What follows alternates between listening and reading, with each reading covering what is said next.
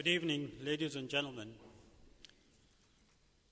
I stand before you this evening representing our Vice-Chancellor and Principal, Professor Brian O'Connell, who unfortunately not be able to be with us, but sends his sincere well wishes.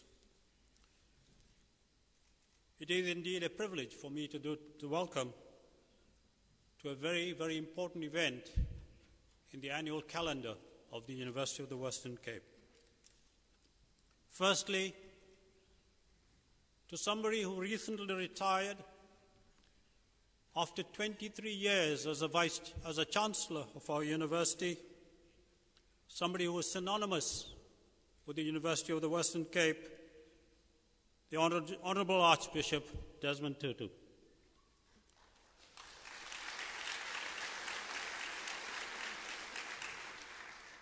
Arch, you've always said and you've always spoken of UWC as my university.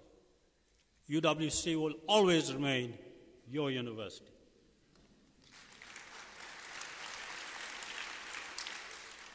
I want to welcome, together with the Archbishop, Mrs. Leah Tutu, alongside him, daughter Reverend Mpo Tutu and the other members of the Tutu family. Our guest speaker tonight, Mrs. Graca Machel. Welcome to the University of the Western Cape, ma'am. Without naming other dignitaries individually, in fear of missing some, we want to welcome ministers and members of Cabinet and Parliament, both national and regional, the leadership of the City of Cape Town, the various representatives of the consulates and high commissions, both here in Cape Town and nationally, and other important dignitaries, both from within the university and outside the university. Welcome to UWC on this glorious occasion, the second Archbishop Desmond Tutu Peace Lecture.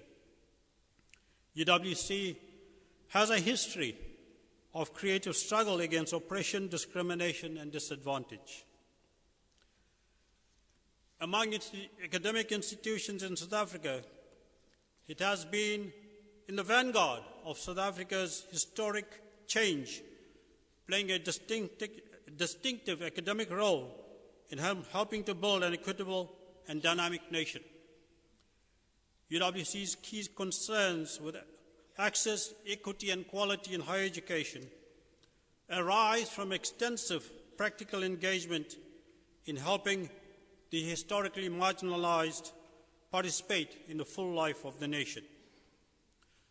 Alert to the African international context, UWC strives to be a place of quality, a place to grow, from hope to action through knowledge. It is committed to excellence in teaching, learning, and research by nurturing the cultural diversity of South Africa and by responding in critical and creative ways to the need of a society in transition. UWC also remains committed to creating, preserving, and disseminating knowledge that is dynamic and relevant to the challenges of a transforming society in a rapidly changing world. It is, in the fullest sense of the word, an engaged university, attempting to make sense of things through critical discourse and support the nation in its decision-making. Emeritus Archbishop Desmond Tutu has been the inspiration for much of UWC's work, particularly from the 80s. Not only as our Chancellor, he placed UWC in an advantaged position with respect to fundraising, thereby opening the doors for us to engage with and win the favor of significant donors who assisted UWC to grow. But he has been our moral compass, the compassionate voice of reason, fearlessly seeking ways for us to raise our levels of consciousness so as to always include the welfare of the other in our thoughts and actions.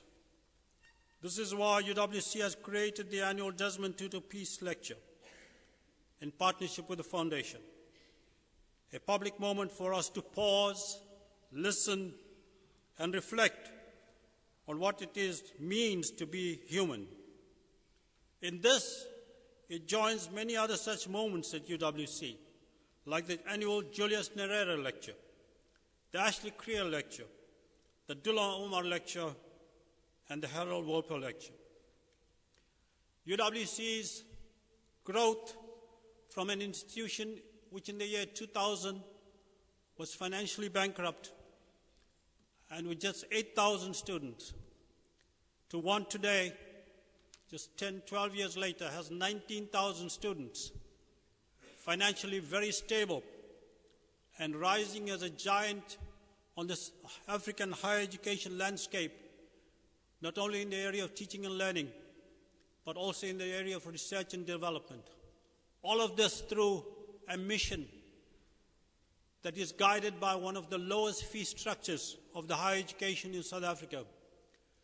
This is underpinned by two individuals, our former Chancellor, the Archbishop himself, and the inspirational, brilliant leadership of Professor Brian O'Connell. And I want to acknowledge him today, although he's not here with us, for how he's turned the institution around.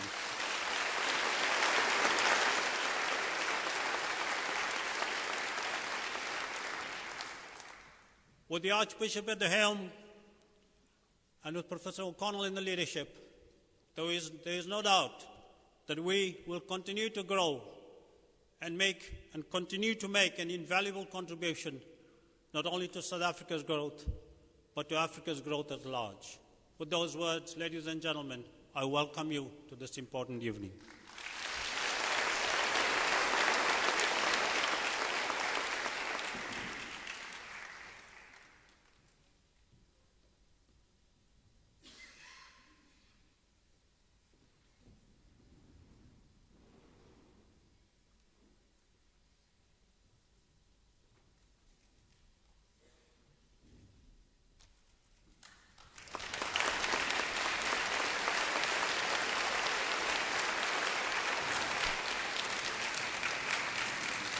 Thank you.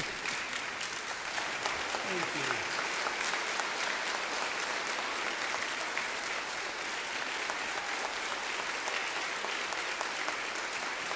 Thank you. Thank you. Professor Ramesh, thank you very much. I was just wondering why I wasn't wearing my Chancellor's gown up here. It's wonderful to be back at this fantastic institution. I have the very great privilege and joy of a very brief introduction of our speaker this evening. First, I want to let you know that she really epitomizes her name. She is as gracious as her name is Graca.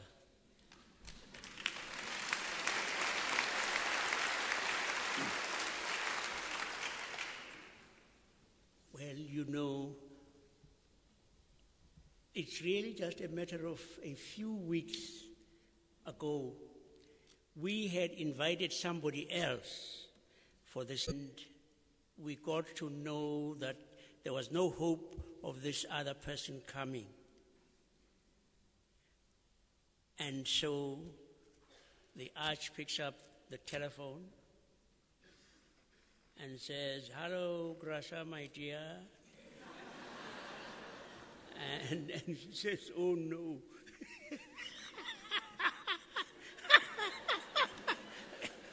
And I say, "Well, you know I love you very much.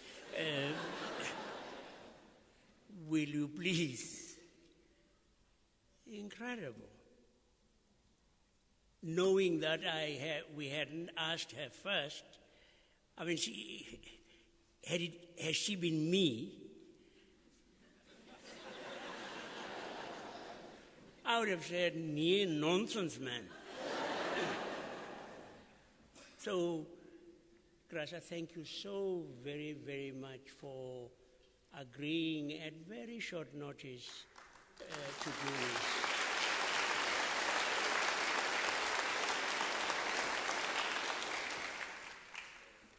Actually, I served under her when she was chairing the United Nations Commission on the impact of armed conflict on children. And she had us all sort of dancing around her, and I think we did produce a very good report. This beautiful young lady is a former freedom fighter. She was a member of Frelimo and knows what she's talking about with regard to armed conflict and things of that kind. Then, when freedom came to Mozambique, she was the first Minister of Education and Culture. And then she married her first president.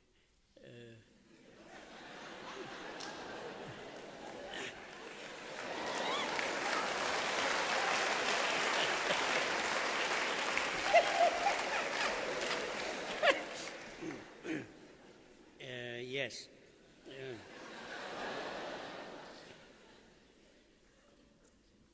But I think one of the things that has made so many of us embrace her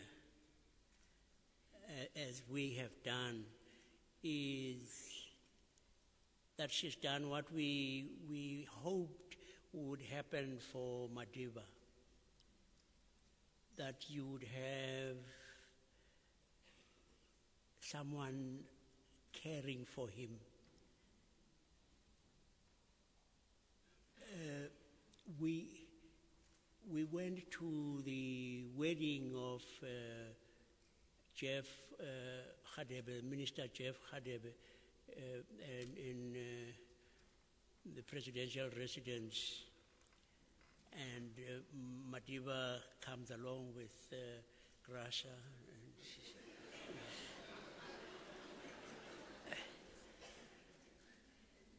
And then I notice as they come, Graca, I don't think there was any sport there, but I mean,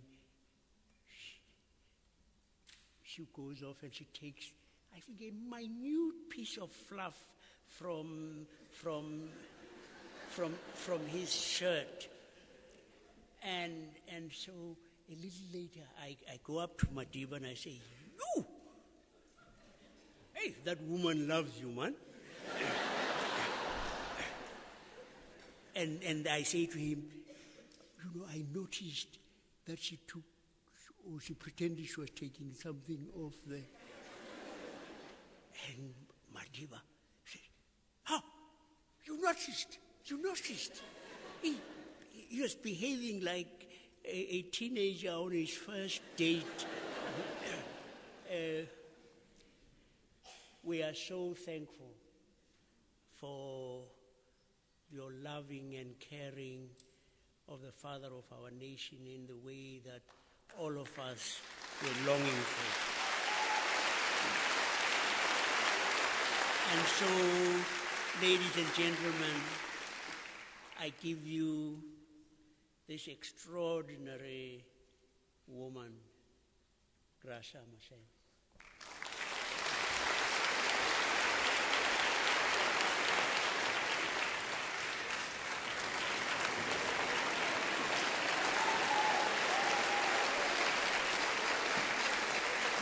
As always.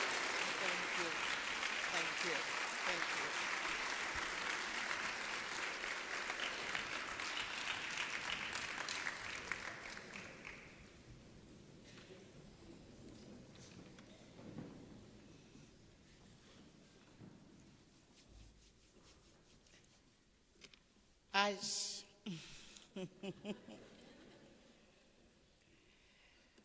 My dear sister Leah, the entire Tutu family, the board members of the Desmond and Leah Tutu Family Legacy Foundation, Professor Ramesh Bharathnam, executive members, academics, SRC, staff, students, and members of the UWC convocation, ministers, deputy ministers, representatives of the diplomatic missions, ladies and gentlemen, good evening. As you always manage to make me feel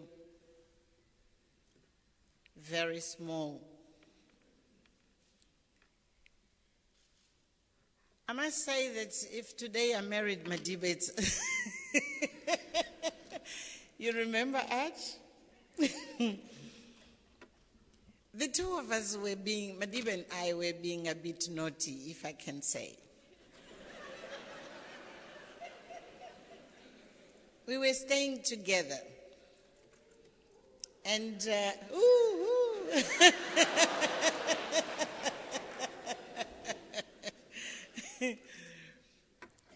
and Archie called me and said, "No,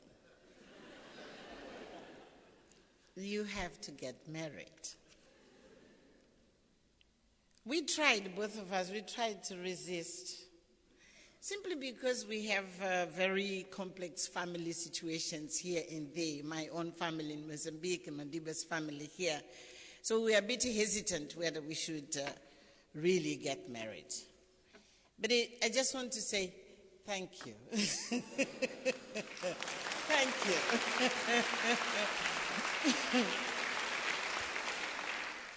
But Archie is one of those people who, whenever he picks up a phone and call you, you just can't say no. Whatever he says, you end up saying yes. Thank you, my leader, for giving me this opportunity to deliver, not really a lecture. This is not a lecture as a conventional lecture you are used to, a philosophical or academic dissertation.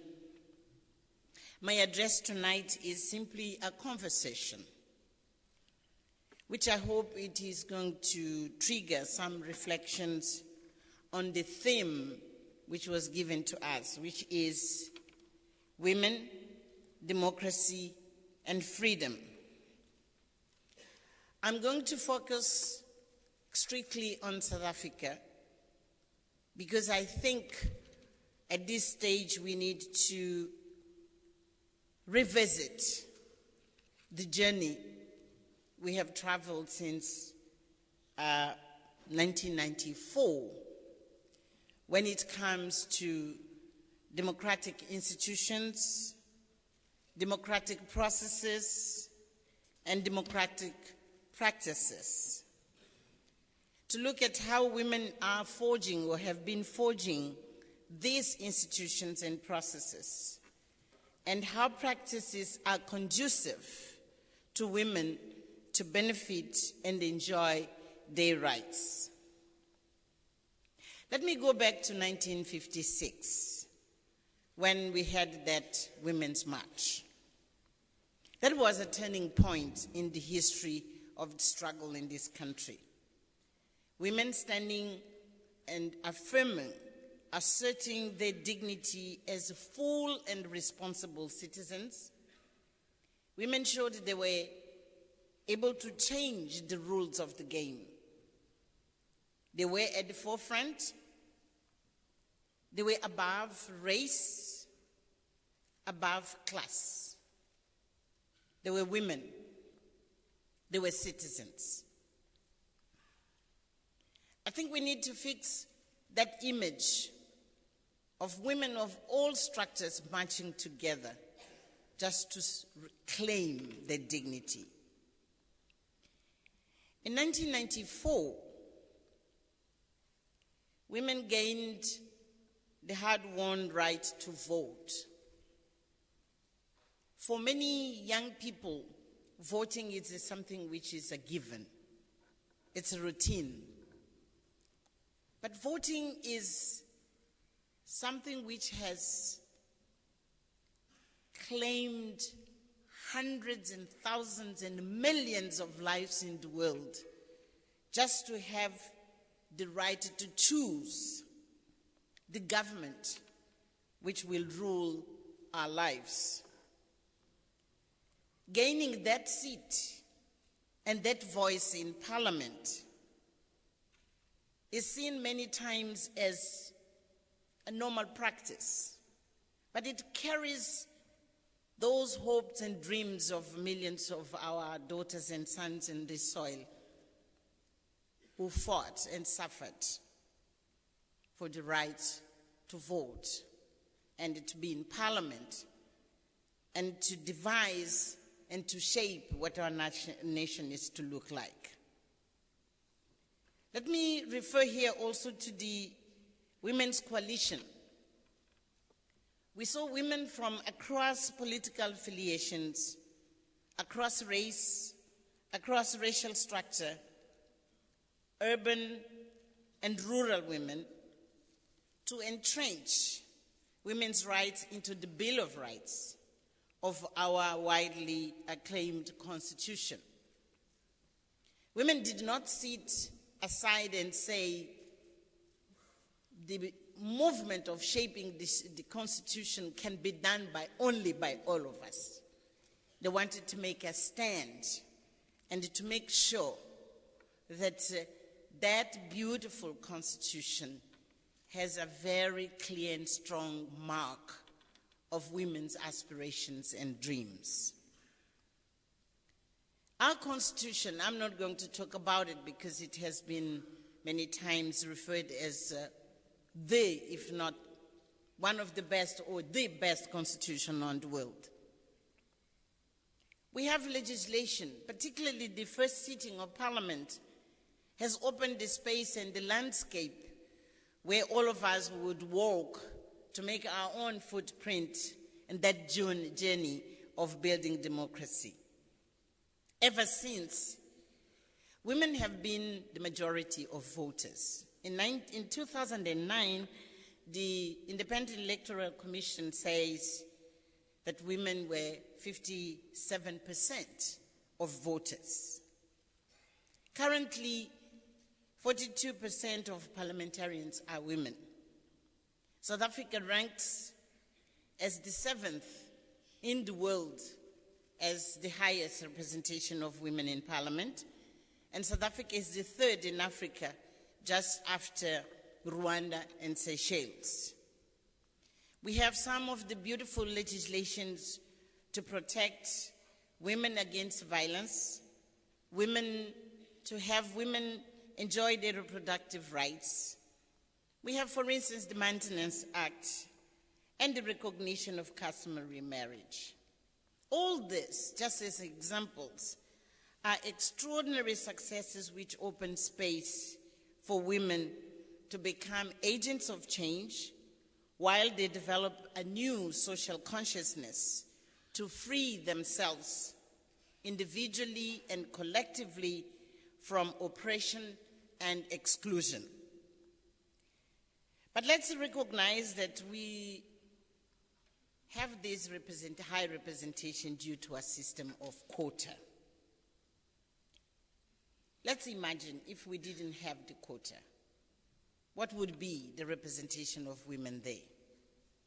That's to say, there is a journey between the strong command of the state, which goes across the political, the economic, and the judiciary systems to bring women to the center of the decision-making, and what is the consciousness of women themselves when they took those positions there, and how society changes with it, and it does now allow women to enjoy fully their rights.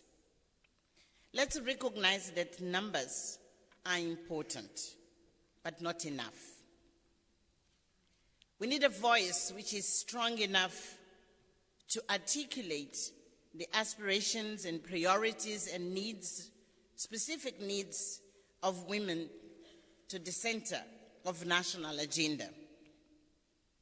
But in fact, if we can remember, consultation and activism on women's rights is fading away.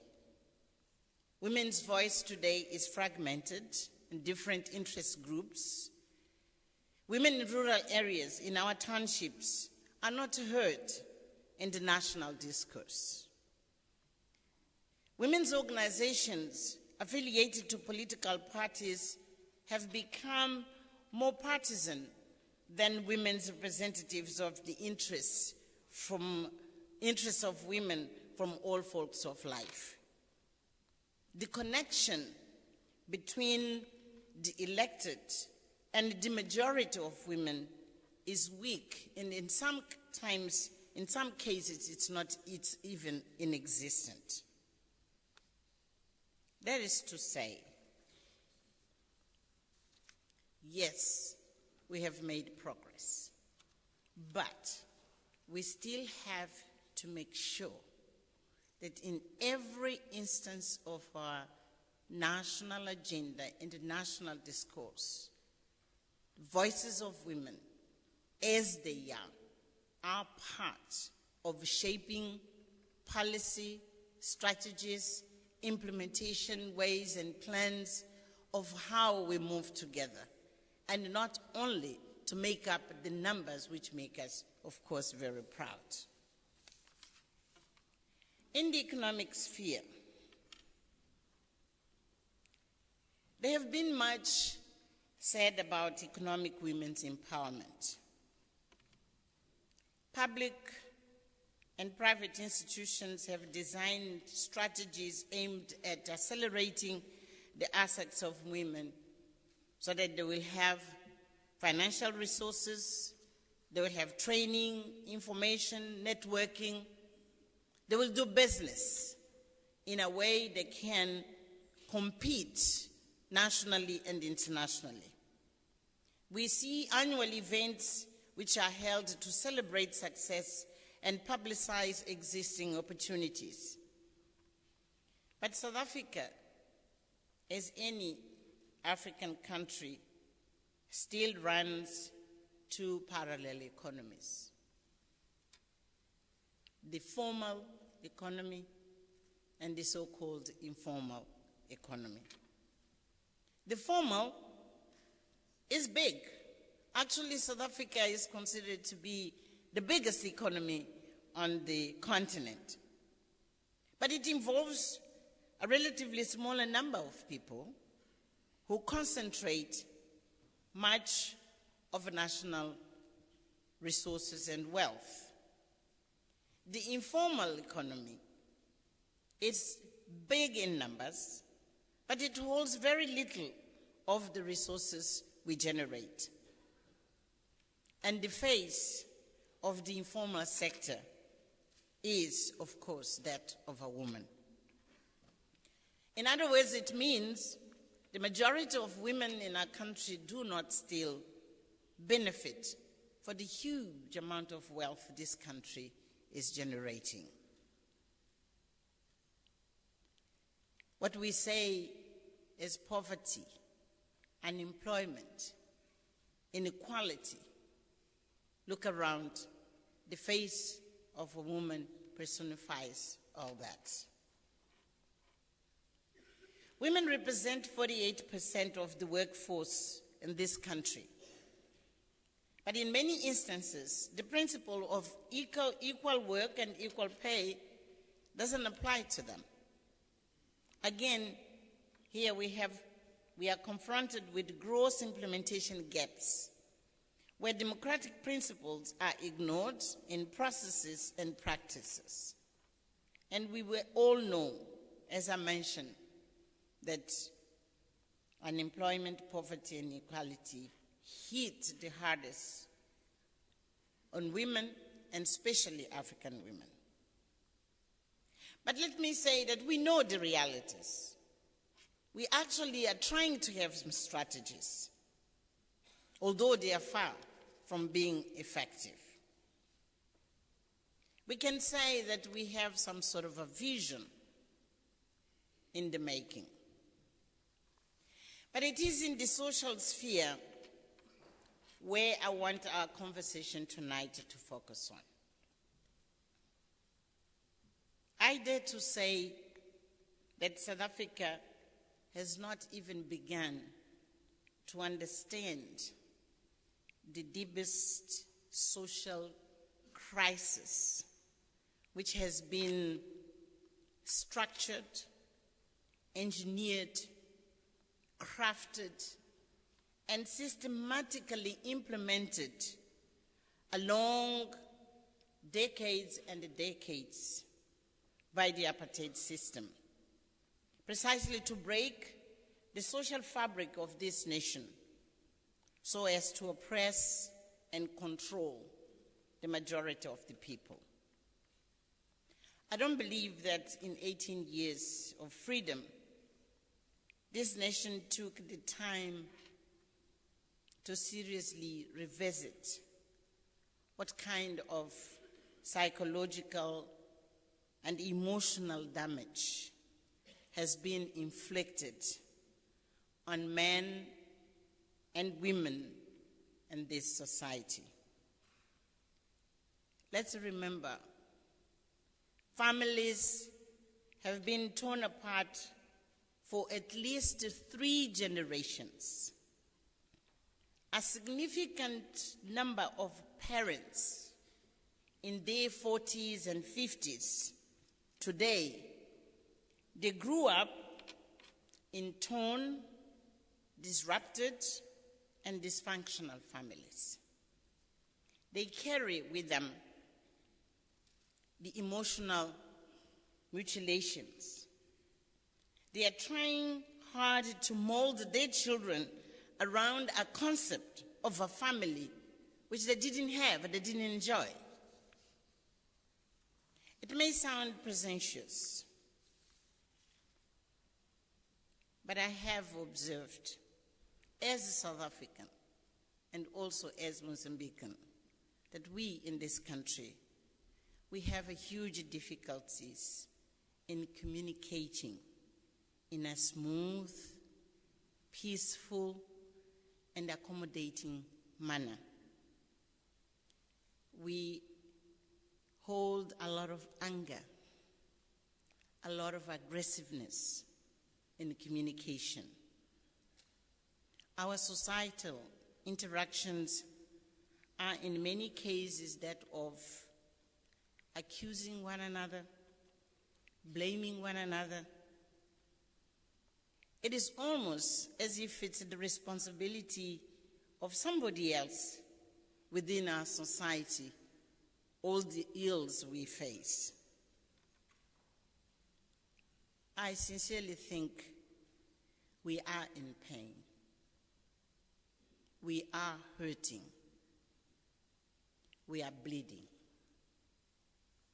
We are harming one another because we cannot control our pain. I'm not talking of the strikes. I'm talking of society in normal relations. Those who go as far as raping women, children, and elderly are an expression of self-hate. They hate themselves so deep that they feel the need to inflict, and sometimes in a very sophisticated way, to inflict pain and hurt to others. And of course, in that, they become hollow of their own sense of humanity. And they're trying to destroy humanity in the victims. I think we need a vision of how to build a healthy society, how to heal the character of the sons and daughters of this beautiful nation. This vision should help us to get ourselves free from anger, free from fear, free from accumulated frustrations which inhibit us or make us unable to touch others in a loving manner. The issue of gender violence and violence against children in this country is treated in many cases as 16 days of activism against gender violence, focusing on police, courts, and sentences. How many people have been arrested? How many people have been tried? And how many cases have been sentences? That is important. It's needed. But that's not the basic issue. The issue is, why are we having hundreds and thousands of cases where we hurt one another, we humiliate one another, and we try to dehumanize one another? And that's the issue.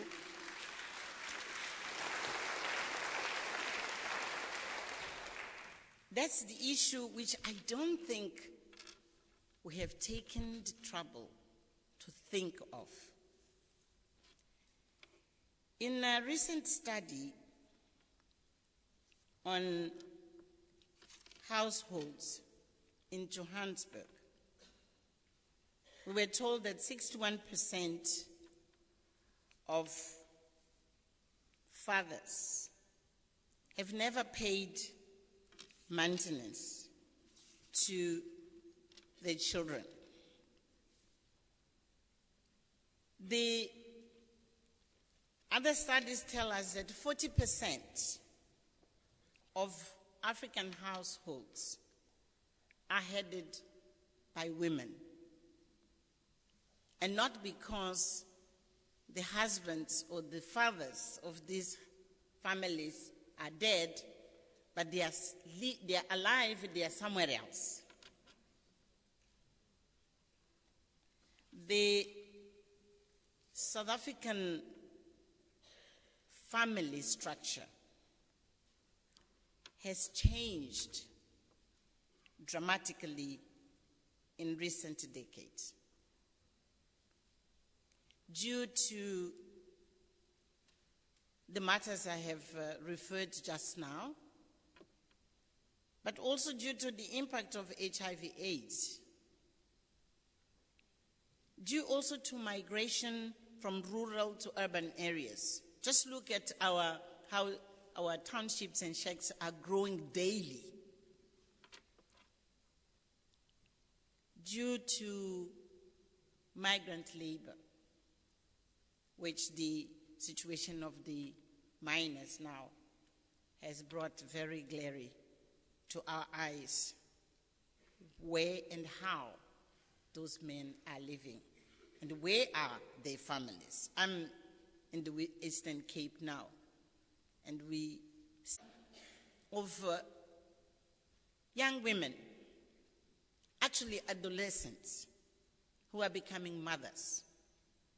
So children bearing children. We seem to continue to think of a family unit in its traditional form without taking into account all these changes. But that is part of reality. It is true that we still have family units in traditional form. It's just part of it.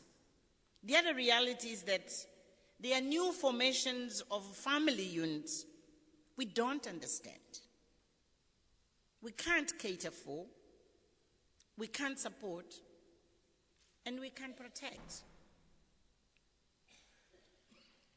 Being the family, the building block of a stable, cohesive, loving, and caring society, we have to accept the huge part of our family unit is in a huge strain. And no state, no social formations, no even researchers do understand the extent of that strain in those families. Generations after generations are coming in those circumstances. So let me say, we cannot expect women to enjoy freedom and to enjoy democratic practices, for women to be free from want, free from fear, to be free to make conscious choices in life, and to enjoy all the freedoms inherent to human dignity in these circumstances.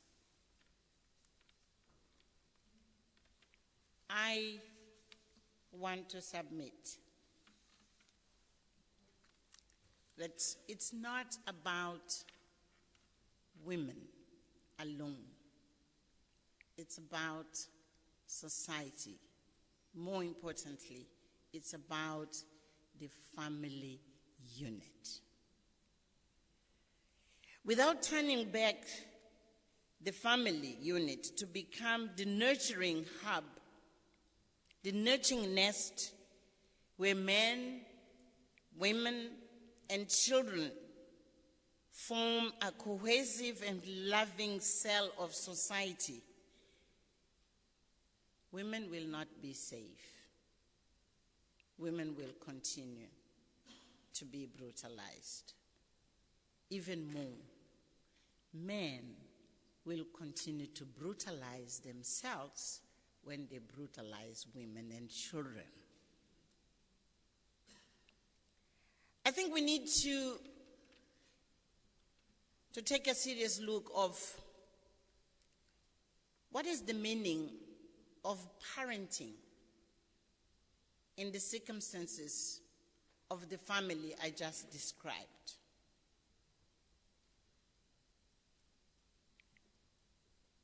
We probably need to develop systems and processes in which parenting skills for mothers who have to bring up their children alone, or fathers who have to do that alone, or even for young women who have to become mothers, for grandmothers who are mothers.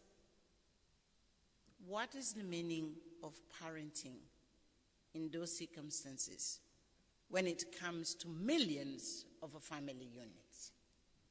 And what it means for stability and cohesion of our society. I dare to say that our society today is similar to this picture I'm going to sketch for you. We have been brilliant architects of a beautiful building. we had dreamt of, and we had imagined it, and we sketched that building. The roof is solid, colorful. Actually, it's perfect. But the walls are cracking. The cracks are so deep and wide that you can see from inside what's going on outside and from outside what's going on inside. And that is the economic setup, which are the walls. The foundations, which is society itself, has very solid and strong pillars, but they are disconnected because the social fabric is fractured. This is our building. Who is going to fix it? And how are we going to fix it?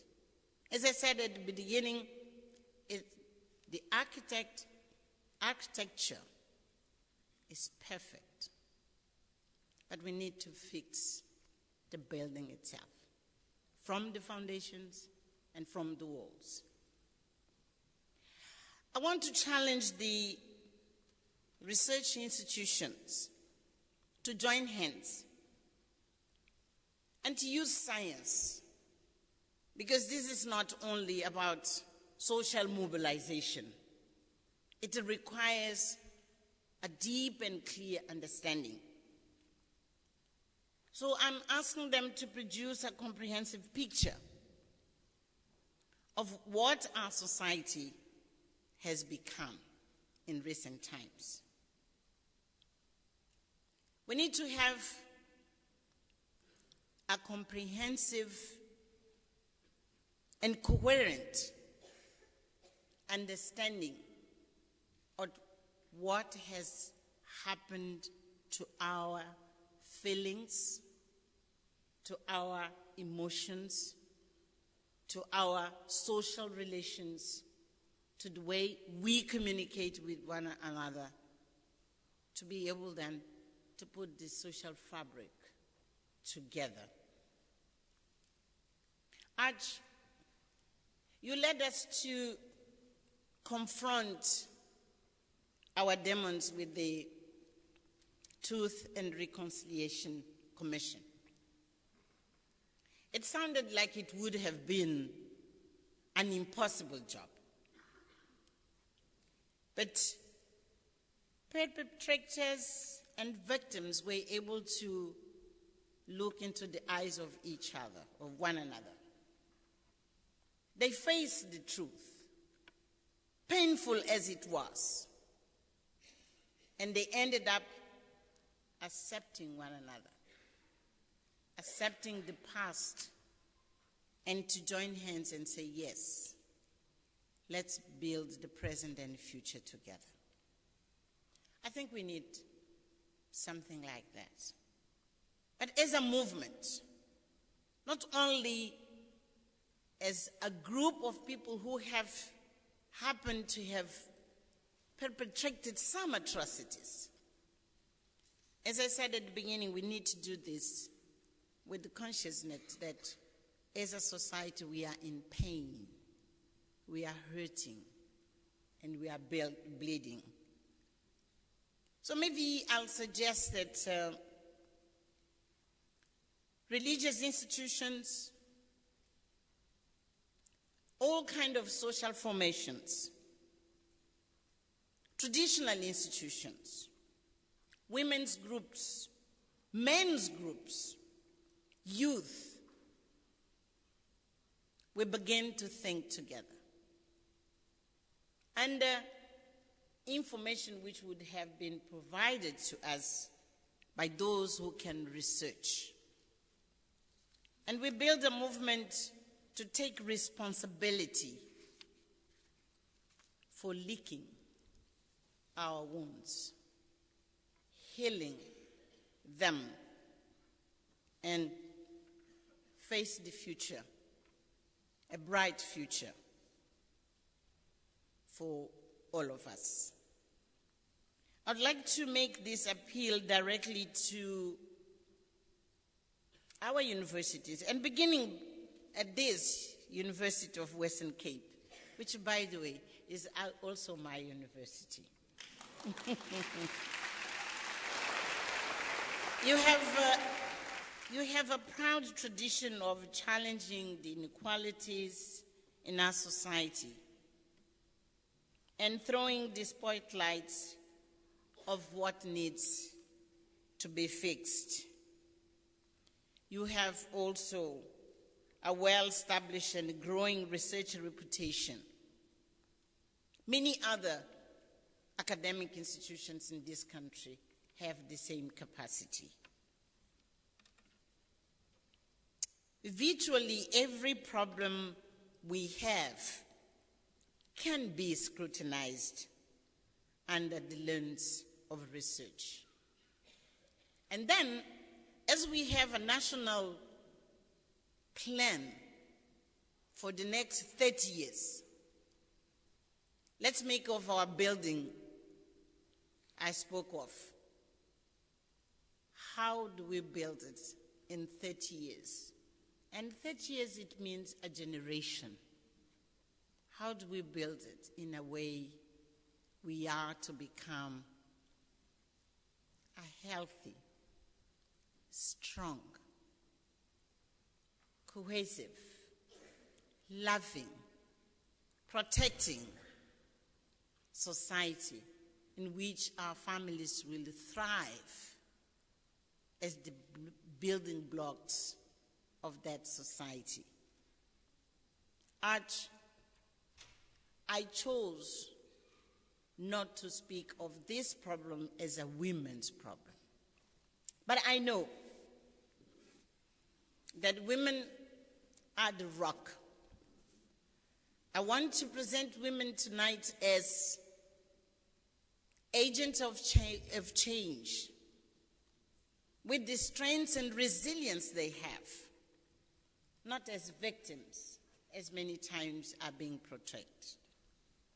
If they can bring up their children alone, it's because they have resourcefulness and they have the capacity to go beyond themselves and to embrace and love. Women will have to join this. And why not? Even to lead the way, in the way they educate their children, men and women, boys and girls, to know how to accept one another, to protect one another, to love one another, and to make of our societies and our family happy ones. Thank you for giving me this opportunity, and good night.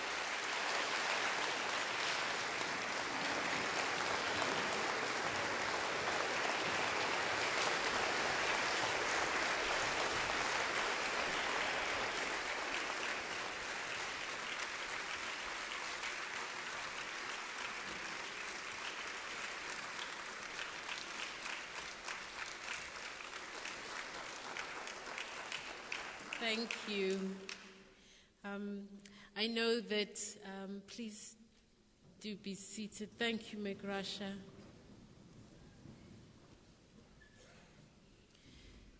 I know that the program states that the vote of thanks will be given by Mrs. Leah Tutu, but she finds standing a bit of a challenge. So I have the distinct pleasure of being able to put words into her mouth. And on behalf of the Legacy Foundation, our warm thanks to Professor Barrothram and the University of the Western Cape, our partner and co-host. And very special thanks to the staff of the university who've worked incredibly hard to bring off this stellar event. And thank you, Professor Farid Isak from the University of Johannesburg, for keeping us honest, even though we made a proper hash of spelling your name in the program. Well, that brings us to the end of the second annual Desmond Tutu International Peace Lecture at the University of the Western Cape.